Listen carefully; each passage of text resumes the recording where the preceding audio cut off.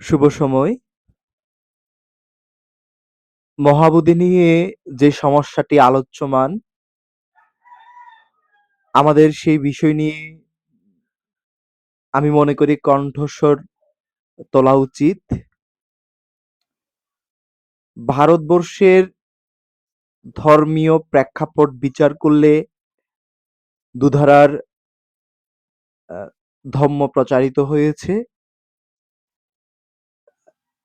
এক ধারার ধর্ম কিংবা ধম্ম শ্রমণ পন্থা হিসেবেই সকলের কাছে সমাদৃত। এই শ্রমণ পন্থার অন্যতম একটি অংশ হচ্ছে বুদ্ধ প্রচারিত ধম্ম দর্শন। মহামানব গৌতম বুদ্ধ বহুজন হিতায় বহুজন সুখায় সদ্ধম্ম প্রচার করতে গিয়ে তিনি দিকে দিকে বিচরণ করেছেন এবং স্বয়ং নিজের শিষ্যবৃন্দকেও তিনি বলছেন চরত ভিক্ষাবে চারিকাং বহুজন হিতায় বহুজন সুখায়। যেখানে ভারতবর্ষীয় ধর্ম পন্থা আমাদেরকে শেখায় মন্দির ভিত্তিক যে আহ, আমাদের যে জীবন ব্যবস্থা, অর্থাৎ মন্দিরকে কেন্দ্র করে বেঁচে থাকার যে অবলম্বন, সেখানে গৌতম বুদ্ধ বলছেন তোমরা দিকে দিকে বিচরণ করো। সেই মহামানব যখন অভিসম্বুদ্ধ অবস্থায় অর্থাৎ বুদ্ধাঙ্কুর অবস্থায় যেই স্থানে অবস্থান করেছিলেন এবং যে স্থানে তিনি সম্বোধি লাভ করেছিলেন, সে স্থান আমাদের কাছে বোধগয়া কিংবা বুদ্ধগয়া। এই বুদ্ধগয়া কিংবা বোধগয়ার যেই প্রেক্ষাপট, করুণ এক কাহিনী। রাজনৈতিক প্রেক্ষাপটের অন্তরালে ধর্মীয় প্রতিহিংসা এবং জাতবিমানের জন্য যেই মহাবোধি তরুমূলে তথাগত বুদ্ধ ধ্যানমগ্ন হয়ে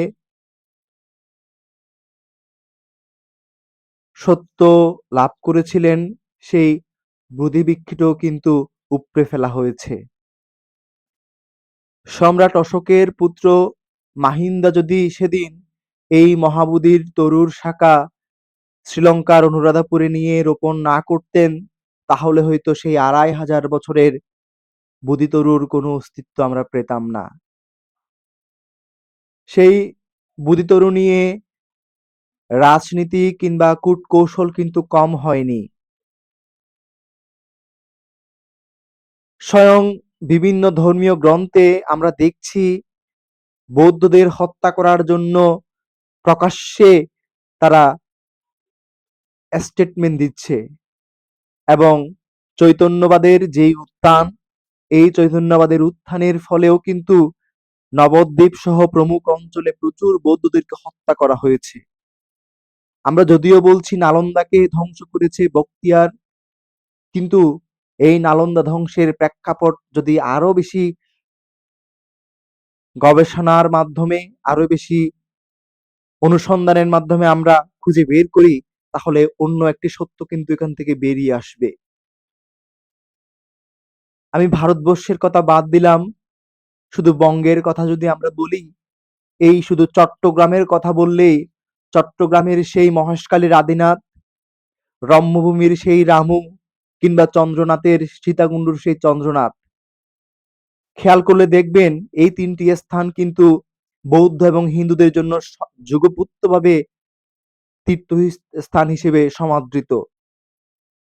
কিন্তু দেখবেন তিনটি স্থানেই কিন্তু আজকে যে বৌদ্ধ চৈত্য রয়েছে, বৌদ্ধ স্থাপনা রয়েছে, সে স্থাপনা সমূহ ধর্মাভিমানের জাতাকলে কিন্তু নিষ্পেষিত।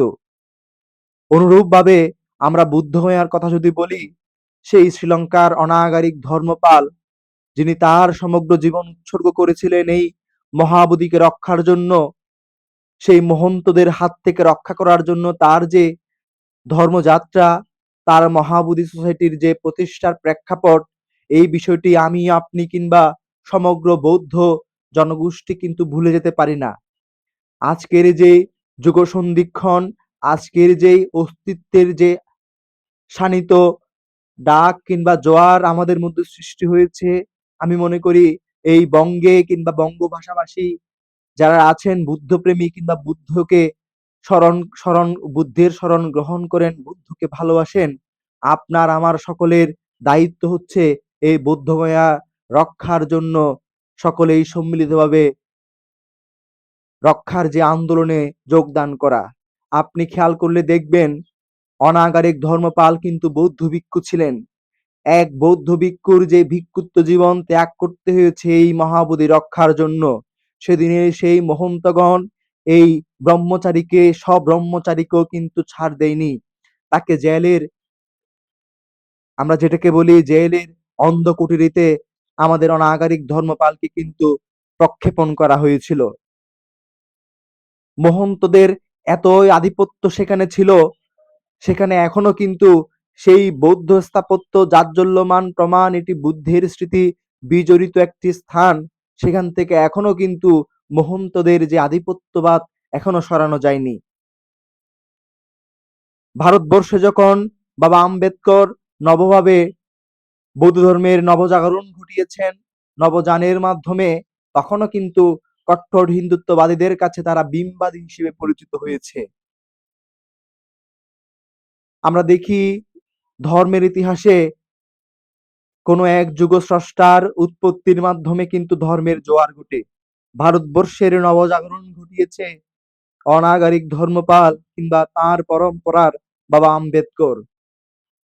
এই মহাবোধি রক্ষার জন্য যেই ধর্মপাল তার ভিক্ষুত্ব জীবন উৎসর্গ করেছেন, সমগ্র জীবন যৌবন এই মহাবোধিতে উৎসর্গ করেছেন, সেই মহাবোধিকে রক্ষার জন্য আমি আপনি আমরা যদি সোচ্চার হতে না পারি, তাহলে বুদ্ধের সেই স্মৃতি বিজড়িত স্থানসমূহ ধীরে ধীরে প্রবল কঠোর হিন্দুত্ববাদের কবলে পড়ে কিন্তু নিষ্পেষিত হবে এবং ধ্বংস হবে। আসুন আমরা বুদ্ধগয়া রক্ষার জন্য সচেষ্ট হই, বুদ্ধগয়াকে রক্ষা করি এবং বুদ্ধের সেই শানিত স্থান যেখানে কবিগুরু গিয়ে তার অনেকগুলো কবিতা রচনা করেছিলেন, সেই সৌম্য শান্তি এবং আমাদের রাগ অভিমান দুঃখ সবকিছু প্রশমিত হওয়ার স্থানকে রক্ষা করি। আমরা বুদ্ধগয়ার পাশে দাঁড়াই। Save the Bodh Gaya.